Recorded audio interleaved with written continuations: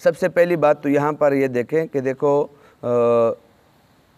उन मर्दों के मुताल्लिक़ बात हुई जो वफ़ात पा जाए तो उनका जो है हुक्म क्या होगा। पहले असल में शुरू में इसका जो हुक्म था वो 1 साल था कि भाई 1 साल औरत इद्दत गुजारे, लेकिन वो मुश्किल था। फिर दोबारा जो है इसमें ये दूसरा हुक्म आया है, इसमें 4 महीने 10 दिन। 4 महीने 10 दिन इतना बड़ा वो नहीं है, इसके जो है कई हिकमतें हैं। इद्दत जो औरत गुजारती है, इद्दत चाहे तलाक़ का हो, चाहे इद्दत जो है वफ़ात का हो। तलाक़ के जो है फिर तलाक़ रजी है, तलाक़ जो है बाइन है, तलाक़ जो है मुग़ल्लदा, 3 तलाक़ों के हमने उस दिन बात की है। तो ये जो इद्दतें हैं इनमें जो है और इसकी बुनियादी वजूहात क्या हैं, इसके फ़ायदे क्या हैं। एक तो ये है कि इस औरत को सोच विचार का जो है मौका मिल जाता है। इस औरत को सोच विचार का मौका मिल जाता है कि मुझे अपना पार्टनर किस तरह तलाश करना चाहिए, मेरा जो पार्टनर, मेरा जो शरीक हयात और साथी किस तरह होना चाहिए, उसके अंदर क्या क्या औसाफ होने चाहिए। औरत के एतबार से मैं बात कर रहा हूँ। दूसरी तरफ जो है अगर ये औरत पहले शोहर के साथ इसने ज़िंदगी गुजारी, इद्दत के दौरान इस्तिब्राए रहम हो जाएगा, रहम का पता चल जाएगा कि इस रहम के अंदर पहले शोहर का मादा है कि नहीं, मादा मनविया है कि नहीं, बच्चा है कि नहीं, उसका भी पता चल जाएगा। सब चीज़ें वाज़ेह हो जाएगी। तो ये भी हिकमत है, ये भी कई हिकमतें हैं। हम ये कहते हैं कि इद्दत के जो है कई फ़वाइद है, और जिस तरह के जो औरत को सोचने का मौका मिलेगा और जो है वो अपने पार्टनर और शरीक हयात को जो है किस तरह तलाश करे और वो मिले किस तरह अच्छा मिलेगा, ये सारी चीज़ें। दूसरी तरफ जो इस्तिब्राए रहम, ताकि नसब महफूज रहे। अगर इद्दत ना हो, मिसाल के तौर पर जैसे तलाक हो जाए या जो है उसका इंतकाल हो जाए, हम औरत को कहे कि भाई आप जो है दूसरी जगह निकाह करें, फिर क्या होगा, वहाँ पर इधर से निकाह हुआ, पहले से जो है अभी तलाक होकर आई या जो है उसका इंतकाल हुआ, अभी बच्चा पैदा हुआ, पता कैसे चलेगा ये इसका है या उसका है। तो शरीयत के जो भी अहकामात होते हैं, जो भी हुक्म होता है, उसमें हिकमतें होती है। इसलिए शरीयत ने कहा इद्दत गुजारे, ताकि पता चले कि इसके रहम में उसका मादा मनविया है कि नहीं, इस्तिब्राए रहम, नसब महफूज हो जाएगा, ये बच्चा इसका है या इसका है, ये पता इससे चल जाएगा। इसलिए तमाम उलमा कहते हैं इद्दत के दौरान निकाह करना बातिल है, इद्दत के दौरान निकाह करना हराम है, बातिल है।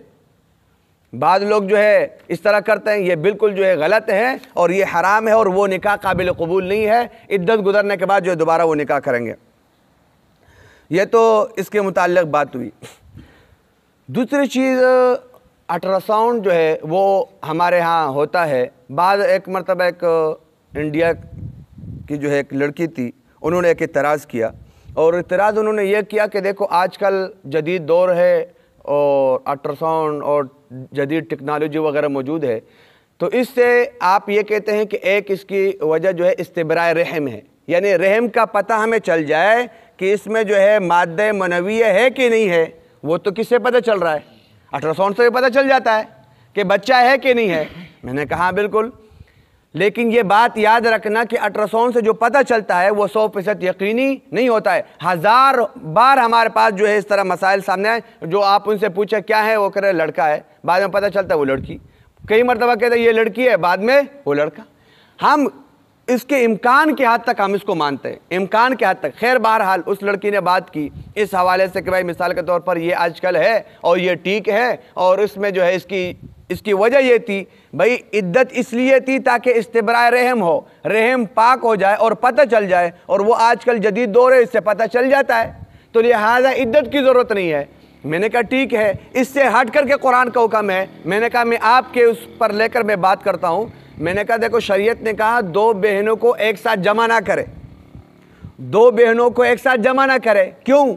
इसलिए कि सौकनों के दरमियान जो है हर वक्त जो है कुछ ना कुछ चलता रहता है, चिपकली शर्त चलती रहती है।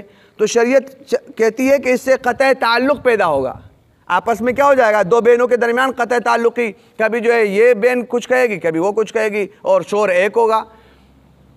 तो इस वजह से शरीयत ने कहा कि 2 बहनें एक शोहर निकाह में एक साथ नहीं रख सकता है। मैंने कहा अगर मैं आप ही की दलील ले लूँ तो फिर मैं अगर 2 बहनें, मैंने कहा आप और आपकी बहन, ये दोनों राज़ी हो जाए कि फ़लाँ आदमी के साथ, फ़लाँ आलिम के साथ हम निकाह करने के लिए तैयार हैं, और हम जो है आपस में झगड़ेंगे भी नहीं और हम नाराज़ भी नहीं होंगे। मैंने कहा फिर तैयार है, आ जाए। मैंने कहा वजह और हिकमत जो थी, जैसे कि आपने बयान किया यहाँ पर इद्दत में, वो यहाँ पर भी मौजूद है। यहाँ पर हिकमत एक ये थी कि भाई ये निकाह जायज़ इसलिए नहीं है, क़त्अ ताल्लुक़ ही होगी। क़त्अ ताल्लुक़ ही तो आपने ख़त्म कर दी। मैंने उसको अपनी मिसाल दी, मैंने कहा क़त्अ ताल्लुक़ ही ख़त्म हो गई। आप कहते फारूकी साहब के साथ निकाह करने के लिए हम दोनों तैयार है, दोनों क्या है, तैयार है, तो क़त्अ ताल्लुक़ वाली बात ख़त्म हो गई, तो आप निकाह करो, आप निकाह करने के लिए तैयार है। तो उसके पास कोई जवाब नहीं था। मैंने कहा ये डकोसले हैं, ये फजूल किस्म की बातें हैं, ये हिकमतें हैं। ये क्या है, हिकमतें हैं। एक चीज़ की कई हिकमतें होती है, एक चीज़ की कई हिकमतें होती है। तो लिहाजा इद्दत का हुक्म अपनी जगह पर है और ये कुरान का हुक्म है। इद्दत का जो हुक्म दिया गया है वो पूरा करना है।